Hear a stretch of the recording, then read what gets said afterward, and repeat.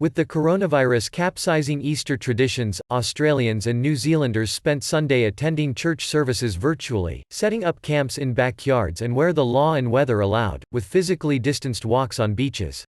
The pace of new coronavirus infections has slowed significantly in both countries in recent weeks, with New Zealand amidst wide-ranging lockdown measures and Australia's rigid enforcement of social distancing rules.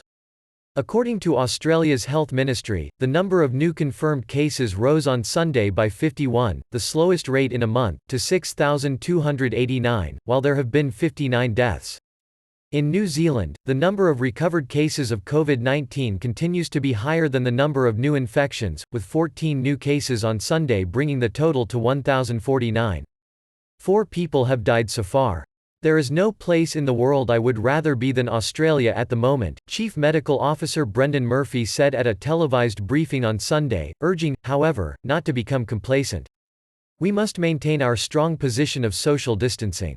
The popularity of New Zealand's Prime Minister Jacinda Ardern and Australia's Prime Minister Scott Morrison has risen, with both leaders hailed for their steps to contain the spread of the virus. Unusually hot temperatures of near 40 degrees Celsius (104 Fahrenheit) in Western Australia have pushed people to the beach this weekend, but police said that physical distancing was respected. With the majority of beaches closed to the public, however, and public gatherings over 2 people banned, Australians have been forced to become creative, with widespread local media reports of families setting up camps in their backyards.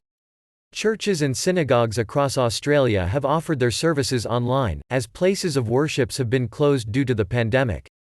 On Sunday, with Victoria extending its state of emergency for another 4 weeks, 112 Australians and New Zealanders from the Greg Mortimer cruise ship that had been moored off Montevideo in Uruguay, landed in Melbourne. Some 60% of passengers on the ship tested positive for coronavirus.